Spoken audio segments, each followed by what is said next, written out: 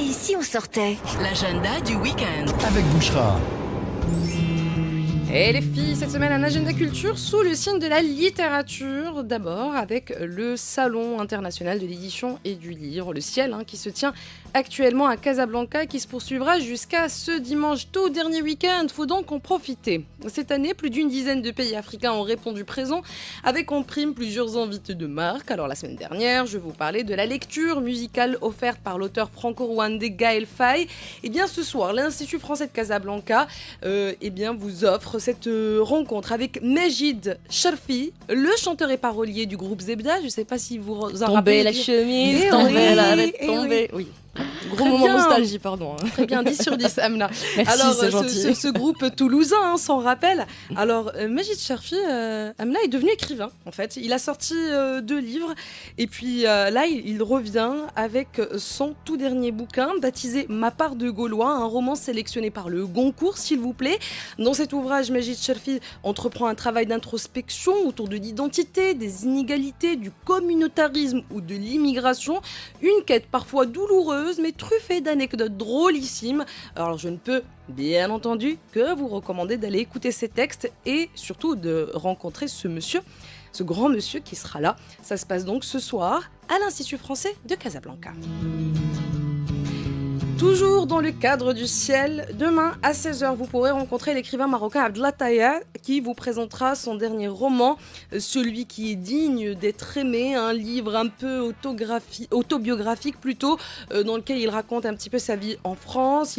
Il parle aussi de ses passions, le cinéma, la musique, le théâtre, bref, un rendez-vous à ne pas rater.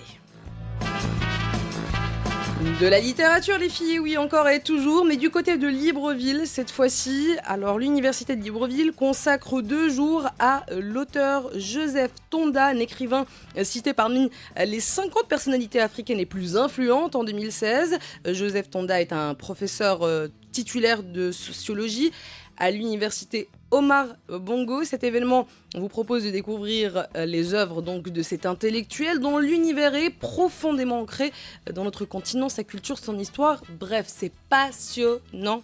Allez-y. Petit rappel également les filles pour nos amis parisiens, le Maghreb du livre, c'est ce week-end, ça se passe à l'Hôtel de Ville dans le 4e arrondissement et ça sera un spécial Algérie pour cette 23e édition. Le Maghreb du livre est organisé, je le rappelle, par l'association Coup de Soleil et puis toujours à Paris, mais vers fin mars cette fois-ci, le Salon du livre, The événement, aura pour invité d'honneur notre pays, le Maroc. Ça fait plaisir et puis je reviendrai plus en détail bien entendu sur cet événement dans les prochains épisodes. Allez, on ferme à présent les filles notre belle et grande parenthèse littérature. Parlons humour cette fois-ci. Alors l'humoriste français, Pascal Légitimus, qui fait partie des inconnus, dont Amna je crois est particulièrement fan. Totalement fan. Ouais, voilà, fan. Je me disais Auteuil bien. n'est pas si, tel est notre ghetto. Voilà, je me semblait bien que Citation. j'étais complètement Et là, il revient seul mais non, pas du tout. Alors il revient en solo. Ouais. Il sera de passage à Casablanca ce jeudi 23 février pour un show exceptionnel. Son spectacle s'appelle Plus d'affinités. Moi, je sens que Amna va avoir des affinités. Grave. Donc, faut vraiment y aller. C'est vraiment chouette. Musique à présent, et oui, je vous l'ai promis, il y en aura pour tout le monde, il y en aura pour tous les goûts. Alors, notre Ibrahim Malouf marocain, celui qui mêle le jazz à notre patrimoine musical comme personne, lui, c'est Atman Khalloufi, qui est en tournée actuellement. Alors, ce soir à Casablanca, au Boultec, demain soir à Tanger, au Centre culturel Sabadoul, et samedi prochain à Rabat. Voilà, vous avez 3 fois de chance et bien d'aller le voir en live. Il faut vraiment y aller, c'est vraiment cool.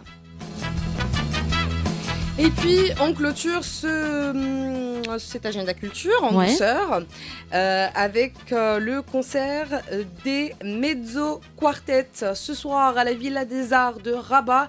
Musique, bossa et fado à l'honneur, donc avec la chanteuse portugaise Sarah Afonso qui sera accompagnée par le guitariste Malik Lehlou et 2 musiciens marocains très talentueux également, Mohamed El Menjra et Atman Rouissi.